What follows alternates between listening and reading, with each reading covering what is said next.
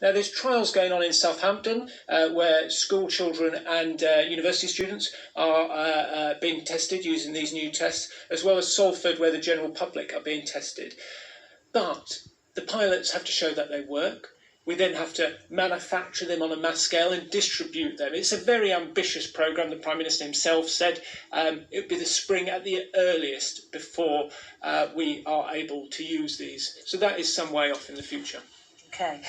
We also heard from the Chief Scientific Advisor, Sir Patrick Vallance, about vaccines and about treatment, and he was reasonably optimistic.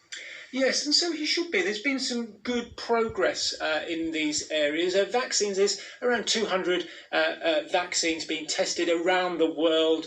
30 to 40 are in the final stage of the trials.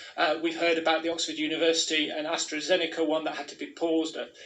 That's not unusual. The hope is that the trial will get going again in a couple of days. But these vaccines, we're told these are the ultimate goal, but we have to be realistic. What they're working towards is not a vaccine like smallpox, where we can eradicate coronavirus, or even measles that will have lifelong immunity. These vaccines are much more likely, experts say, to offer some immunity for a limited period. So it'll be a bit like the flu vaccine, which people are asked to take every year. But progress is being made, and the hope is next year they will be available. On treatments, we've already had a breakthrough, or several breakthroughs this year, to steroids. Cheap and easily accessible steroids reduce the risk of death in those patients who are seriously ill in hospital, and that's going to be an important treatment in the coming months.